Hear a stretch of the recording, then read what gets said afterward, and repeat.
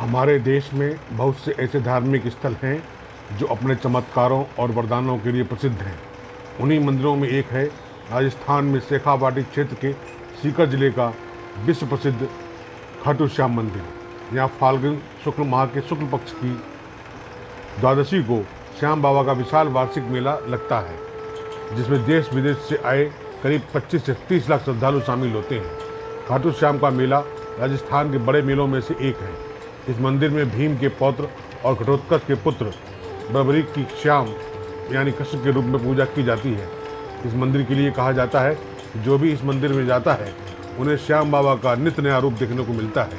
कई लोगों को तो इस विग्रह में कई बदलाव भी नजर आते हैं, कभी मोटा तो कभी दुबला, कभी धंसता हुआ तो कभी तेज भरा की आंखें भी चुंधिया जाएं। श्याम बाबा का धड़ से अलग शीश और धनुष पर 3 बाण की छवि वाली मूर्ति यहाँ स्थापित की गई है। कहते हैं कि मंदिर की स्थापना महाभारत युद्ध की समाप्ति के बाद स्वयं भगवान कृष्ण ने अपने हाथों से की थी। श्याम बाबा की कहानी महाभारत काल से प्रारंभ होती है। वे पहले बर्बरीक के नाम से जाने जाते थे तथा भीम के पुत्र घटोत्कच और नाग कन्या अहिलावती के पुत्र थे। बाल्यकाल से वे बहुत वीर और महान योद्धा थे। उन्होंने युद्ध कला अपनी माँ से सीखी। भगवान शिव की घोर तपस्या करके उन्हें प्रसन्न किया और उनसे 3 अमोघ बाण प्राप्त किए। 3 बाणी धार नाम से प्रसिद्ध हुए। अग्निदेव ने प्रसन्न होकर उन्हें धनुष प्रदान किया, जो उन्हें तीनों लोगों विजयी बनाने में समर्थ था। कौरवों और पांडवों के बद्ध महाभारत युद्ध का समाचार बर्बरीक को जब प्राप्त हुआ तो उनकी भी युद्ध में सम्मिलित होने की इच्छा जागृत हुई। जब वे अपनी माँ से आशीर्वाद प्राप्त करने पहुंचे तब माँ को हारे हुए का पक्ष देने का वचन दिया। महाभारत में युद्ध में हिस्सा लेने के लिए वे अपने नीले रंग के घोड़े पर सवार होकर धनुष व 3 बाणों के साथ कुरुक्षेत्र की रणभूमि की ओर चल पड़े।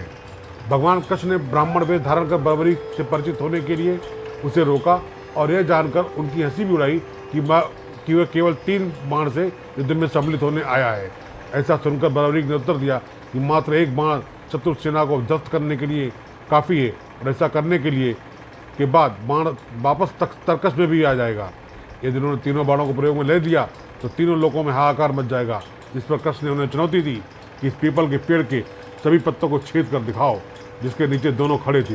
बर्बरीक ने चुनौती स्वीकार की और अपने तुणीर से 1 बाण निकाला और ईश्वर को याद कर बाण पेड़ के पत्तों की ओर चला दिया।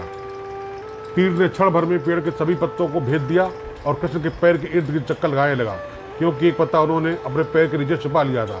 तब बर्बरीक ने कृष्ण से कहा कि आप अपने पैर को हटा लीजिए, वरना ये आपके पैर को चोट पहुंचा देगा।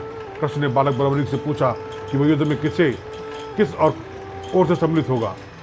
तो बर्बरीक ने अपनी माँ को दिए वचन दोहराते हुए कहा कि युद्ध में निर्भर और हार की ओर अग्रसर पक्ष की तरफ से भाग लेगा। कृष्ण जानते थे कि युद्ध में हार तो कौरवों की ही निश्चित है। अगर बर्बरीक ने उनका साथ दिया तो परिणाम उनके पक्ष में ही होगा।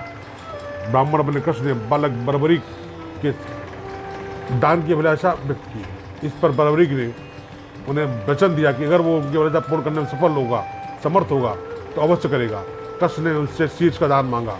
बालक बर्बरीक क्षण भर के लिए चकरा गया, किंतु उसने अपने वचन की दृढ़ता जताई। बालक बर्बरीक ने ब्राह्मण से अपने वास्तविक रूप में आने की प्रार्थना की और कृष्ण के बारे में सुनकर बालक ने उनके विराट रूप के दर्शन की अभिलाषा व्यक्त की। तब कृष्ण ने उन्हें अपना विराट रूप दिखाया। ब्राह्मण अपने कृष्ण ने बालक बर्बरीक को बताया कि युद्ध आरंभ होने से पहले युद्ध भूमि की पूजा के लिए एक वीर क्षत्रिय के शीश के दान की जरूरत होती है।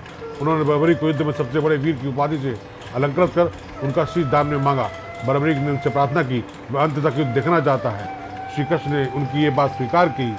फाल्गुन माह की द्वादशी को उन्होंने अपने शीश का दान दिया था। उनका सिर युद्धभूमि के समीप एक पहाड़ी पर सुशोभित किया गया, जहाँ से बर्बरीक संपूर्ण युद्ध का जायजा ले सकते थे। युद्ध की समाप्ति पर पांडवों ने ही आपसी खींचा हुआ कि युद्ध में किसका विजय का श्रेय किसको मिलता है। इस पर कृष्ण ने उन्हें सुझाव दिया कि बर्बरीक का शीश संपूर्ण युद्ध का साक्षी है। इससे बेहतर निर्णायक भला कौन हो सकता है। सभी इस बात से सहमत हो गए। बर्बरीक के शीश ने उत्तर दिया, कृष्ण ही युद्ध में विजय प्राप्त कराने में सबसे महान पात्र हैं। उनकी शिक्षा, उनकी उपस्थिति, उनकी युद्ध नीति ही निर्णायक थी। उन्हें युद्धभूमि में सिर्फ उनका सुदर्शन चक्र घूमता हुआ दिखाई दे रहा था, जो कि शत्रु सेना को काट रहा था। महाकाली दुर्गा कृष्ण के आदेश पर शत्रु सेना के रक्त को भरे पहलों का सेवन कर रही थी। कृष्ण और वीर बर्बरी के महान बलिदान से काफ़ी प्रसन्न हुए और वरदान दिया कि कलयुग में तुम श्याम नाम से जाने जाओगे, क्योंकि कलयुग में हारे का साथ देने वाला ही श्याम नाम धारण करने में समर्थ होगा। ऐसा माना जाता है एक बार एक गाय उस स्थान पर अपने स्तनों से दूध की धारा बहा रही थी। बाद में खुदाई के बाद वहाँ पर यह शीश प्रकट हुआ। एक बार खाटू के राजा को सपने में मंदिर निर्माण के लिए और वह शीश मंदिर में सुशोभित करने के लिए प्रेरित किया गया। उसके बाद उस स्थान पर मंदिर का निर्माण किया गया और कार्तिक माह की एकादशी को शीश मंदिर में सुशोभित किया गया, जिसे बाबा श्याम के जन्मदिन के रूप में मनाया जाता है।